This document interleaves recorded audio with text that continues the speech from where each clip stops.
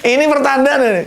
Bila nalar waras, logika yang sehat atau rasa dalam dirinya itu wis gak ada buat rakyat kecil. Rakyat kecil cuma diejek, diinyek, ditantang aja sama anak kecil.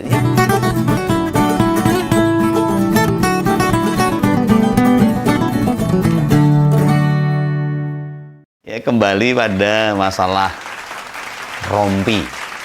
Saya masih pengen bahas rompinya yang dipakai oleh Kaisang itu, yang tulisannya Putra Mulyono itu. Itu menurut Om Begawan itu bukan gimmick, bukan respon elegan anak milenial menghadapi badai politik ke dirinya. Dia seorang ketua partai politik tingkat nasional, harusnya tidak begitu. Ini penilaian Om Begawan. Rompi tulisan itu justru malah mempertontonkan kepribadian dirinya. Sepertinya cahiki ngelunjak ini. Ratoto kalau bahasa Jawanya. Cenderung menantang anggapan awam. Tapi kata atau panggilan Mulyono kan memang dipakai para pengkritik Pak Jokowi. Ditujukan pada yang punya namanya. Dan sudah merusak banyak hal akhir-akhir ini. Dan kasat mata, meskipun masih banyak yang membela ya. Tetapi secara kasat mata dari sudut pandangan ahli hukum, budayawan, rohaniawan, dan sebagainya.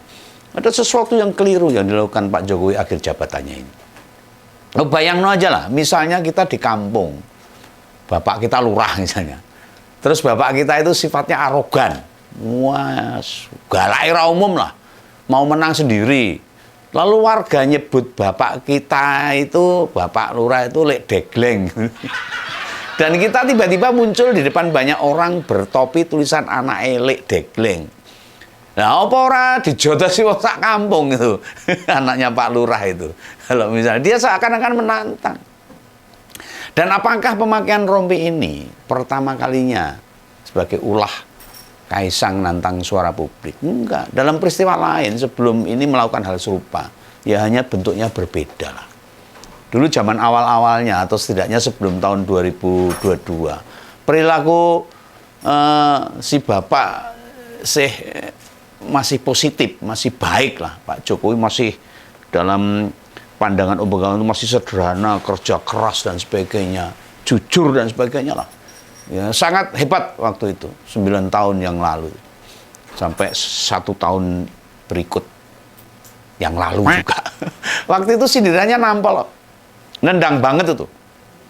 Ya contohnya tentang orang yang suka memanfaatkan kekuasaan buat nyari keuntungan.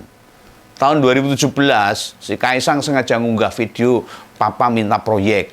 Dia bilang begini loh, emang masih zaman minta proyek sama orang tua yang di pemerintahan, dasar desa.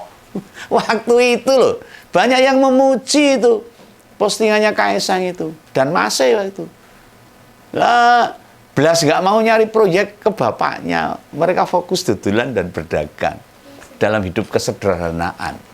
Loh sekarang piye? Sekarang gimana itu? Apa masih istiqomah dengan bakulannya? Masih setia menekuni bisnis yang dimiliki? Belas, beluk, gak ada. Apa mereka lihat pola mereka zaman dulu? Pasti pahit banget loh. Dulu nyindir-nyindir politisi loh. Lah jebul saya kira yang beda.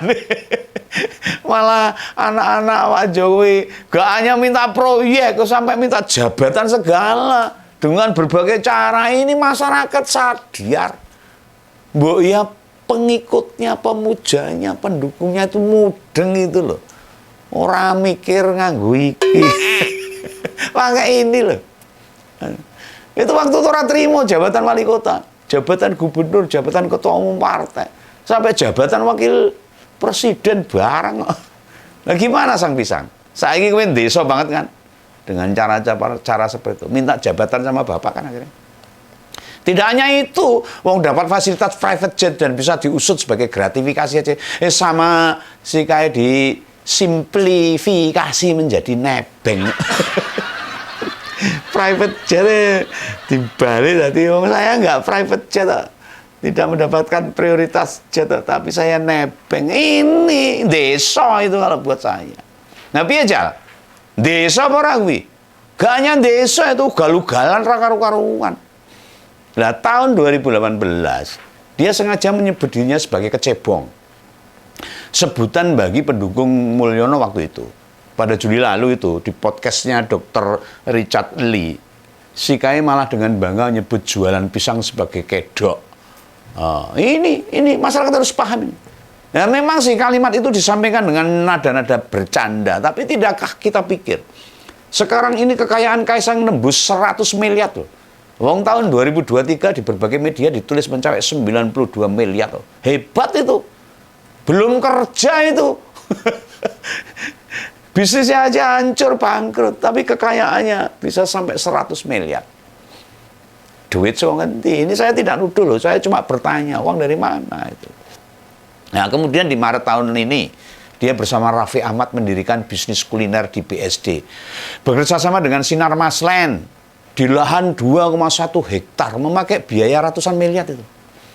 Privilege, kalau tidak anak presiden, orang mungkin. Memakan biaya ratusan miliar. Kan kita jadi agak gimana gitu loh kalau pikir itu. Beneran duitnya itu 90-an miliar. Kok bisa investasi di proyek ratusan miliar? KPK ya diem. Nggak ngelihat yang beginian tuh, takut KPK. Nah di soal lainnya tuh, kenapa yang dituliskan di rompi itu Putra Mulyono? Soalnya biar rakyat gak ngeh. Kesannya gak jelas apa kesalahan Mulyono kan gitu. Asal ganti nama orang, seolah-olah yang ganti nama nggak bisa menunjukkan kesalahan bapaknya. Padahal kan jelas. Lah saking banyaknya ini, Pak Mulyono itu identik dengan banyak kesalahan akhirnya. Apa yang berani dia masang tulisan ponakannya Paman Usman, pelestari politik dinasti, distributor bansos yang seperti sebutkan ngompol-ngompol kemarin itu. Ya nggak akan berani. Soalnya itu nantangin rakyat beneran. Sehingga tulisan Putra Mulyono memang ditujukan mengaburkan diri, tidak memperjelas kritikan yang diutarakan oleh banyak pengkritik, banyak masyarakat. Nah, apa anak Gen Z, anak milenial berperilaku seperti ini membanggakan sebagai generasi penerus. Ya cilaka negara ini. Lalu yang disorot rakyat itu menyangkut politik dinasti, ya. Cawe-cawe presiden, Paman Usman, MKMA dan sebagainya, dan tetek bengek. Nah, ini malah nulis rompi Putra Mulyono. Apa kita pengen masalah yang menyangkut negara, pelanggaran konstitusi, demokrasi, yang dirusak malah jadi bahan tertawaan. Negara ini munggai guyon dalam satu keluarga. Ini tak jamin nih, bila cara Kaisang jadi tren baru anak muda, negara ini bisa beneran bubar. Pak Prabowo harus paham ini. Bahkan ramalan beliau 2030 Indonesia bubar ini beneran ini. Bisa kejadian beneran. Lah mau kayak gitu? Apa itu mau kita? Nah, semoga lah Pak Prabowo dengan pembantu-pembantunya bisa paham dan bisa mengetahui situasi kondisi sekarang ini. Tapi Begawan yakin kok Pak Prabowo udah tahu, sudah ngerti, dan pasti akan melakukan trik perbuatan atau tindakan kebijakan yang tepat demi utuhnya negara ini. Demi masyarakat, demi bangsa ini. Saya percaya dengan Pak Prabowo. Dia seorang patriot. Nah, makanya, tingkah pulahnya si Kai itu mesti kita lawan. Jangan didiamkan saja. Kita bongkar sesat pikirnya Rompi Mulyono di mana.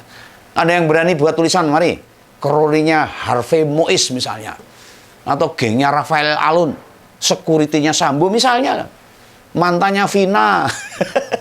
Dibaca atau di jaket rompi boleh. Nggak ada kan. Nggak ada itu. Makanya jangan sampai kelakuan si Kai ini ditiru pelaku-pelaku kejahatan.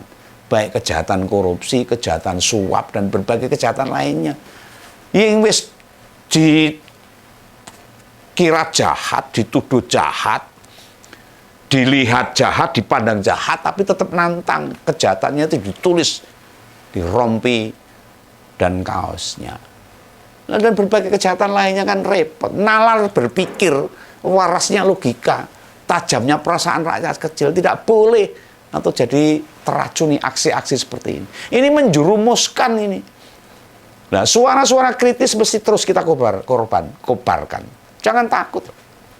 Bila perlu tuh, nek ada petinggi PSI, wakil rakyat dari PSI atau orang dari struktur, maksudnya pengurus PSI, kita tanya mereka, apa maksud si ketua umum memakai rompi itu? Dia bisa jawab nggak? Kenapa mereka yang kita tanya? Ya biar ada perasaan ikut tanggung jawab. Mau bagaimanapun, dia itu petinggi kok. Pucuk pimpinan partai anak muda katanya. Ini ya ora enek sing respon mlebu Senayan ya ora. Ya harusnya sebagai ketua umum partai harus menjaga sikap. Lah kata Sheryl Tanzil, salah satu ketua DPP PSI, mereka sama sekali tidak tahu menahu tentang rompi yang dipakai ketua umumnya itu. Ya itu alasan wae, takut menjawab dan tidak bisa menjawab. Mungkin kebingungan atau takut kepada rakyat. Berarti tandanya tulisan itu rompi bermasalah. Kalau anggota PSI aja nggak bisa menjelaskan.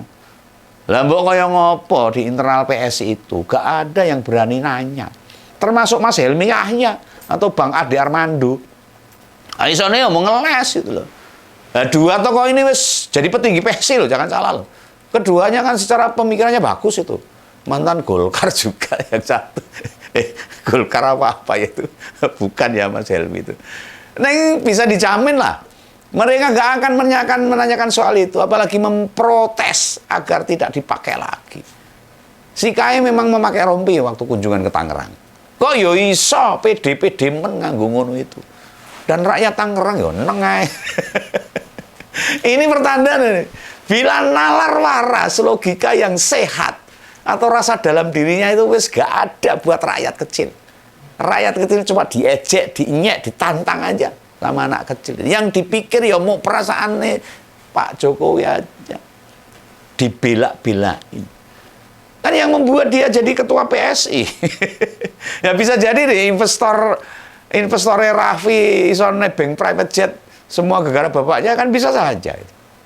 Ini nggak nuduh ini, kan itu hanya analisa aja pendapat saya. Nek si kaya anak Edul Kamit misalnya, anak Pak Min atau gak akan lah berani pakai kostum bertuliskan Putra Mulyono. Mengapa soal beginian terus Om Bengawan suarakan? Agar di rumah kita bisa menjaga anak-anak kita. Jiwanya harus waras, harus nalar, orang melu-melu edan mergo kanan politik. Ngompolres yang punya anak usia milenial, anak usia Gen Z, ajak bicara, sampaikan bila perilaku dia itu melanggar adat, tidak beradab, tidak beretika, ora pantas secara etis, tidak pada tempatnya. Sikapnya itu sudah menghina kita semua, rakyat Indonesia. Maka harus kita lawan. Salam kawan, salam ngompol. Dadah.